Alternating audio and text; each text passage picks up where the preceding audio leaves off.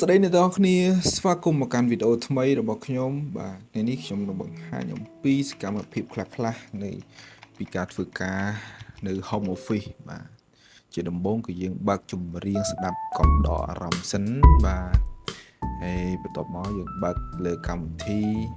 បាទហើយមិនភ្លេចទេបាទធ្វើការបើអត់កាហ្វេគឺថាទៅមុខមិនរួចហ្នឹងណាបាទអញ្ចឹងតើដាក់កាហ្វេមួយកែវមកគឺថាគូក្បាលបើកស្រឡះតែម្ដងបាទបន្ទាប់មកគឺយើងចូលទៅកាន់កម្មវិធីរបស់យើងដែលថ្ងៃនេះគឺយើងធ្វើការ design ទៅលើ certificate ក៏ដូចជា poster banner បាទអញ្ចឹងយើងចូលទៅកាន់កម្មវិធីរបស់យើង check មើលការងារដែលproject ដែលត្រូវ complete ឲ្យហើយបាទបន្ទាប់មកគឺយើងធ្វើការ edit video បាទជាមួយនឹងកម្មវិធី Adobe Premiere ណាបាទហើយ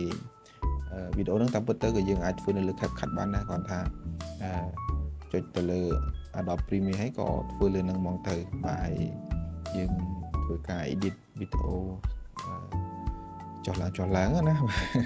សកម្មភាពមានតែប៉ុណ្្នឹងបងប្អូនហើយនេះគឺជាសកម្មភាពក៏ដូចជាបរិយាកាសការងារដោយបងប្អូនឃើញទៅល្ងិតមិនមែនយប់ទេណាបាទគឺថាម៉ោង8ព្រឹកតែដោយសារនៅក្នុងបន្ទប់បិទភ្លើងអស់ទៅគឺថាចូល web ស្ងប់ស្ងាត់បងប្អូនអ្នក design អ្នកធ្វើវីដេអូយល់ហើយបាទអត់ចូលចិត្តភាពភ្លឺចែងចាំងទេបាទគឺថាល្ងិតគឺជាក្តីសុខណា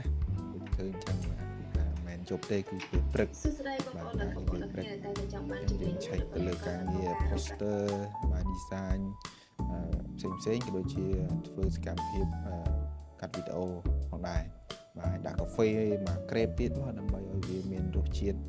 បាទគូក្បាលដំណើរការរលូនណាបាទហើយក្នុងការកាត់វីដេអូក៏យើងមាន speaker សម្រាប់ការស្ដាប់ដែរហើយខ្ញុំប្រើជាមួយនឹង speaker KLK បាទ4 inch បាទហើយជាមួយនឹងកុំព្យូទ័របាទមាន microphone សម្រាប់ថតសំឡេងផ្សេងដែរអញ្ចឹងនេះគឺជាបរិយាកាសនៅក្នុង home office របស់ខ្ញុំបាទបងប្អូនបានឃើញអញ្ចឹងគឺមានតែប៉ុណ្្នឹងទេអត់មានអីច្រើនទេអញ្ចឹងអរគុណជួបគ្នានៅវីដេអូក្រោយ